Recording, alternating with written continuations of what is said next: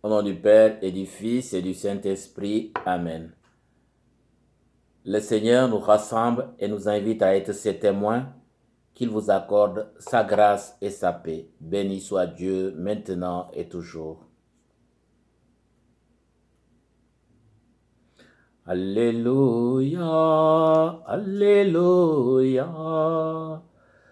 Que le Père de notre Seigneur Jésus-Christ ouvre à sa lumière les yeux de notre cœur pour que nous percevions l'espérance qui donne son appel. Alléluia, Alléluia. Le Seigneur soit avec vous et avec votre esprit. Évangile de Jésus-Christ selon saint Marc. Gloire à toi, Seigneur. En ce temps-là, Jésus appela les 12. Alors, il commença à les envoyer en mission 2 par 2. Il leur donnait autorité sur les esprits impurs et il leur prescrivit de ne rien prendre pour la route, mais seulement un bâton. Pas de pain, pas de sac, pas de pièces de monnaie dans leur ceinture. Mettez des sandales, ne prenez pas de tunique de rechange. Il leur disait encore, quand vous avez trouvé l'hospitalité dans une maison, restez-y jusqu'à votre départ. Si dans une localité on refuse de vous accueillir et de vous écouter, partez et secouez la poussière de vos pieds.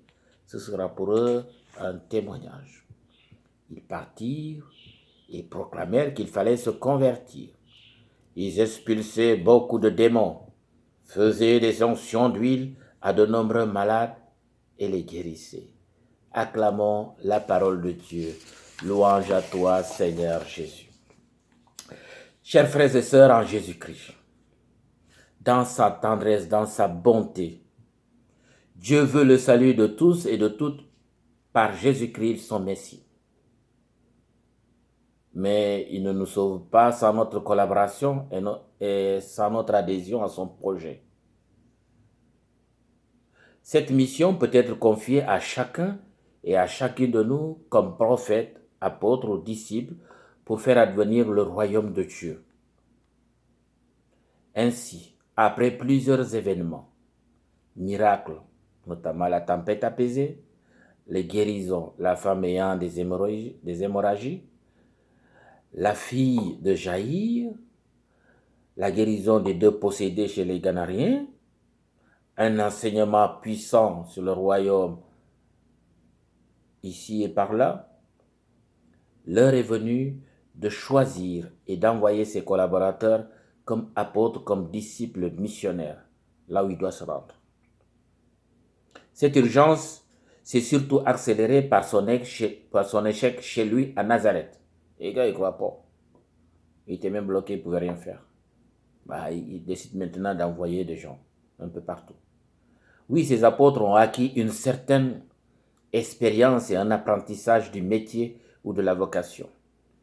Ils ont acquis un savoir-faire du maître. Ils l'ont vu à l'heure. Oui, l'heure est venue d'aller aux premières lignes comme apôtres, comme jadis les prophètes au temps d'Amos dans le royaume de Juda, dont il n'est pas originaire. Comme prophète ou apôtre, cette mission requiert courage, force et persévérance, mais surtout une confiance totale en celui qui nous a appelés et envoyés. Il y aura bien sûr de l'adversité, voire de l'animosité envers les envoyés selon le milieu et le contexte. Amos partage avec nous ses difficultés dans son travail, dans sa job, sa vocation voulue par Dieu à un moment donné de sa vie, alors qu'il n'était pas fils de prophète. Il était paysan et pouvait traiter les arbres. Il persiste et il signe, il veut faire parce qu'il a été appelé et choisi. Il fait le travail sans se laisser intimider. Parce qu'il va dans un milieu qui lui appartient pas, on lui dit hey, va-t'en d'ici. Non. Ce n'est pas sa mission, mais celle qui lui a été confiée par Dieu. Il en sera de même avec les apôtres renforcés par des pouvoirs de guérison et un acquis solide des enseignements sur le royaume de Dieu. La nouveauté avec Jésus, c'est le grand nombre d'appelés et d'envoyer en mission à la fois. Deux pardons. Il va envoyer plus de 72. C'est le grand nombre d'appelés et d'envoyer en mission à la fois. Ainsi, quand Dieu appelle et envoie, il nous assure de sa présence et nous donne de quoi faire le travail. Mais il y a des choses qu'il ne faut pas mener. Hein? Tout ce farfelu, non. Il vous ramenez pas sur pas de pièges, pas de trucs. Les chaussures, voilà. Hein? En retour, il est nécessaire de se débarrasser de ce qui n'est pas essentiel, comme je disais tout à l'heure. Nous devons être des témoins crédibles. La mission de salut n'est pas à imposer, mais à proposer avec conviction et exemplarité à toute personne de bonne volonté. Elle peut rencontrer des fins de non-recevoir selon la liberté des personnes. Il y a des gens qui n'en veulent pas. Le message véhiculé doit provoquer une véritable conversion des futurs disciples. Tout appelé doit être un disciple missionnaire. Cette mission est commune à tout baptisé comme prophète, prêtre et roi. Nous le sommes en devenant fils de Dieu par adoption à cause de Jésus-Christ. Voilà ce qui pousse Saint Paul à rendre grâce à Dieu pour ceux qui sont devenus ses amis les Éphésiens. Ils sont devenus enfants de Dieu par adoption. C'est notre vocation chrétienne commune, même si chacun peut avoir des singularités ou des particularités. Dieu appelle et pourvoit selon les besoins de la mission et des contextes. Le déploiement de la mission est en marche, soit en solo ou en communauté ou à deux. Pas d'illusion à se faire quant aux résultats sur le terrain. Il y aura des échecs comme des réussites, car il y aura des faiblesses, des limites et des découragements des ouvriers envoyés, pour maintes raisons. Il faut se dire que ce n'est pas notre propre mission, mais celle de Dieu, et que nous ne sommes que des messagers, des apôtres, des disciples. Nous ne serons pas toujours les bienvenus, comme Amos, comme Jésus-Christ chez lui à Nazareth.